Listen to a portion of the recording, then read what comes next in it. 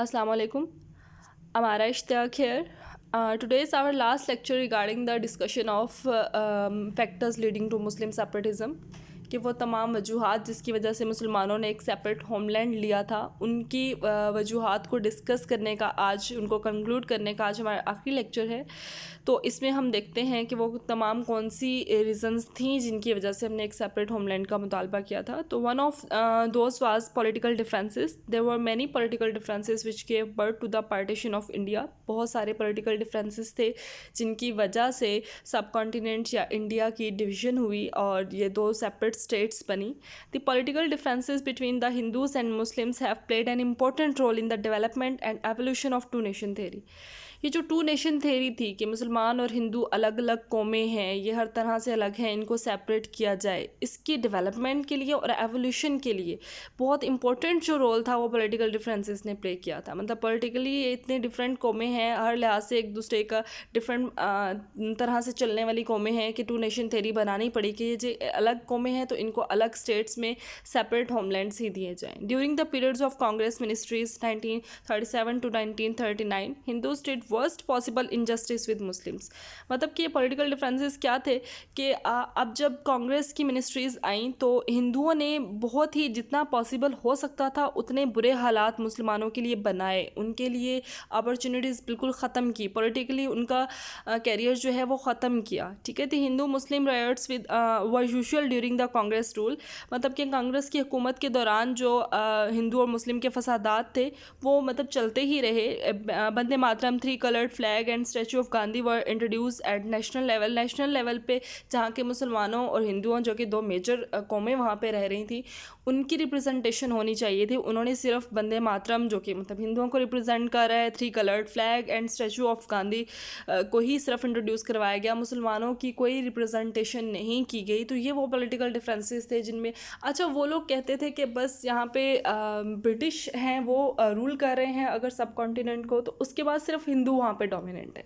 अब उनके मुताबिक मुसलमानों की हालांकि वहाँ पे डोमिनेंस थी, बहुत ज़्यादा मतलब मेजॉरिटी थी वहाँ पे मुसलमानों की, लेकिन वो कहते थे नहीं इनकी क्वांटिटी बहुत कम है, ये अकलियत में है, तो ये बस दे शुड फॉलो अस, वो हमें फॉलो करें, हमारे जो रूल्स हैं या हम जिस तरह की पॉलिसीज़ बनाते हैं, हमारा जैसा कि पॉलिटिकली हम जैसे चल रहे हैं वो हमें फॉलो करें, हमें वो अलग आइडेंटिटी नहीं देते थे एज द होल कंट्री. मतलब कि वो नेशनल लेवल के ऊपर जो चीज़ें रिप्रेजेंट करते थे उसमें मुसलमानों का कोई हिस्सा नहीं होता था. हिंदुओं को ही रिप्रेजेंट कर रहे हैं, हिंदुओं की ही चीज़ों को आगे ला रहे हैं, उन्हीं के एजुकेशनल सिस्टम्स को प्रमोट कर रहे हैं. तो इस तरह से वो मुसलमानों को वहाँ पे एक साजगार हालात नहीं दे रहे थे. Urdu was replace by Hindi and slaughtering cows war spend. मतलब कि आपको पता है कि हम मुसलमानों का क्या अकीदा है कि हम अपने त्यौहार मनाते हैं जहाँ पे हमने कुर्बानी करनी होती है, कुर्बानी में गाय की स्लॉटरिंग भी होती है, बकरे ज़बह किए जाते हैं, तो इन चीज़ों को बैन कर दिया गया. अब हमारा तो त्यौहार है ये, हमें इस चीज़ को मतलब हम कुर्बानी करते हैं गाय की, लेकिन उनके लिए ये एक मुक़द्दस चीज़ होती है तो उन्होंने बैन किया हुआ था कि मतलब इंडिया में, हिंदुस्तान में ऐसा कोई स्लॉटरिंग नहीं की जाएगी, काऊ ज़बह नहीं की जाएगी, गाय ज़बह नहीं की जाएगी, क्योंकि उनके लिए वो मुक़द्दस थी. Muslim leaders showed their resentment before Gandhi and Jawaharlal Nehru. मतलब कि उन्होंने, मुसलमानों के लीडर्स ने अपनी नाराज़गी शो की थी गांधी को, जवाहरलाल नेहरू को, कि इस तरह से हमें मतलब कि हमारे ऊपर ये चीज़ें इम्पोज की जा रही हैं जो कि हमारे रिलीजन, हमारे कल्चर के अगेंस्ट हैं. Gandhi showed his helpless while Nehru plainly openly said that there were only 2 nations in India. अच्छा, गांधी ने तो खुद को हेल्पलेस शो कर दिया. नेहरू ने मतलब कि प्लेनली एंड ओपनली, खुले अल्फाज में ये कहा कि इंडिया में सिर्फ 2 कौमें हैं. अब वो 2 कौमें कौन सी हैं? एक ब्रिटिश और दूसरी हिंदू. ठीक है, मतलब कि मुसलमानों को कौम का दर्जा ही नहीं दिया गया वहाँ पे. उन्होंने कहा कि जी ये तो बहुत कम सी क्वांटिटी में है, आप लोग इतने डोमिनेंट नहीं हो, कम क्वांटिटी में, you have to follow us. ठीक है, कांग्रेस एंड ब्रिटिश, मतलब ये 2 कौमें कौन सी है? Congress and British. And the rest showed follow them, मतलब कि बाकी जो भी हैं वो सारे उनको फॉलो करें. ठीक है, After this statement, nothing left for the Muslims but to present Pakistan resolution in 1940. मतलब इसके बाद तो मुसलमानों के लिए कुछ नहीं बचा ना, जब उन्होंने तो एक आइडेंटिटी ही नहीं दी मुसलमानों को, तो फिर उन्होंने अपनी एक अलग स्टेट का मुतालबा किया। 1940 में करारदाद पाकिस्तान पेश की कि हम अलग होना चाहते हैं, हम अपनी आइडेंटिटी बनाना चाहते हैं, जहाँ पे हम अपने कल्चर को, अपने रिलीजन को प्रमोट करें, क्योंकि यहाँ पे तो उनको कोई पहचान, कोई मतलब अपॉर्चुनिटीज़ नहीं दी जाएंगी। अच्छा, कांग्रेस का एटीट्यूड क्या था?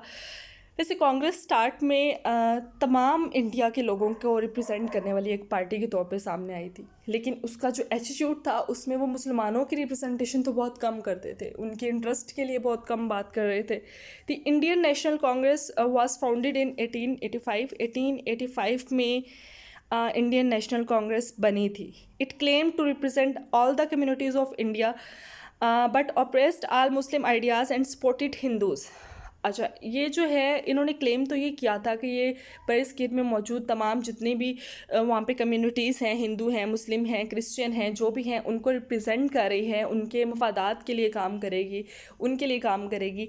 लेकिन इन्होंने सिर्फ हिंदुओं को सपोर्ट किया। मतलब लेटर ऑन ये देखा गया था कि कांग्रेस सिर्फ हिंदुओं की जमात बन के रह गई थी, उन्हीं के इंटरेस्ट को प्रमोट कर रही है, उन्हीं के कल्चर को आगे लेके आ रही है, उन्हीं के रिलीजन को प्रमोट कर रही है, उन्हीं के लिए बातें कर रही है, उन्हीं को सपोर्ट करने के लिए मतलब आगे काम कर रही है। एक पॉलिटिकल पार्टी होती है जो अपने लोगों को के मफादात को आगे लेके जाती है और पेश करती है, लेकिन ये सिर्फ हिंदुओं को सपोर्ट करने वाली पार्टी बनी हुई थी। Partition of Bengal. अच्छा, बंगाल एक ऐसा एरिया था सब कॉन्टिनेंट पे जहाँ पे मुसलमानों की बहुत ज़्यादा अक्सरियत थी, मेजॉरिटी थी, वहाँ पे मुसलमान ज़्यादा थे। In 1905 the partition of Bengal province was divided on administrative grounds, but the Hindu community and Congress itself launched an agitation against the partition and partition was cancelled in 1911। मतलब कि 1905 में एडमिनिस्ट्रेटिव ग्राउंड्स पे बंगाल को अलग करने की बात की गई कि वहाँ पे मुस्लिम्स मेजॉरिटी में हैं तो उनको थोड़ी सी अथॉरिटी वहाँ पे दे दी जाए। लेकिन हिंदुओं ने और इवन कांग्रेस ने, जो कांग्रेस एक ऐसी जमात जो कि कहती थी कि वो तमाम कम्युनिटीज़ को रिप्रेजेंट करती है, तो अगर इस चीज़ में मुसलमानों का फ़ायदा हो रहा था तो कांग्रेस शुड प्रोटेक्ट इट, लेकिन उसने भी हिंदुओं के साथ मिलके इसको अपोज़ किया और इसको इतना अपोज़ किया, इसके ख़िलाफ़ तहरीकें चलाईं कि 1911 में ये पार्टीशन जो है वो कैंसिल हो गई। While all this is understandable, it is important to remember that there was no rights or wrong side for the partition। इसके कोई wrong right sides नहीं थे उनके लिए। Muslims, Sikhs, Christians and Hindus were all under attack। वो तमाम ही under attack हैं, तो होना तो ये चाहिए था कि वो सब इकट्ठे मिल के अपने राइट्स के लिए एक दूसरे को सपोर्ट करते हुए आगे चलें। लेकिन जैसा कि आपको पता है कि हिंदू नैरो माइंडेड लोग वो सिर्फ ख़ुद को सपोर्ट कर रहे थे, वो मतलब बजाय इसके कि ब्रिटिश लोगों से अपने इख्तियारात वापस लें और मिल के अपने सबके राइट्स के लिए बात करें, वो सिर्फ अपना सोचते थे। It is true that majority of Muslims were killed, however, though people may not change, the world changes every day। मुसलमानों की बहुत बड़ी तादाद वहाँ पे इस तरह से किल हो रही थी, पीपल्स चेंज नहीं हो रहे थे, वर्ल्ड एवरीडे चेंज हो रही है। कंक्लूजन हम अपने तमाम फैक्टर्स को जो कि हम प्रीवियस बहुत सारे लेक्चर से पढ़ रहे हैं उनको कंक्लूजन बेसिस पे बात करते हैं कि वो तमाम वजूहात जो कि इसका बाइस बनी थी कि मुसलमान वहाँ पे एक सेपरेशन के लिए मुतालबा करें और अलग स्टेट लें। As long as there is hatred between the two nations, all sides will continue dying. ठीक है, मतलब जब तक इन दोनों के दरमियान इस तरह का हालात रहें, ये एक अगेंस्ट बिहेवियर रहेगा, तो कोई पॉसिबल नहीं है, सिर्फ इनको अलहदा करना ही एक पॉसिबिलिटी है। Introduction of Muslim League was a political group that led the movement calling for a separate Muslim nation to be created at the time of the partition of British India.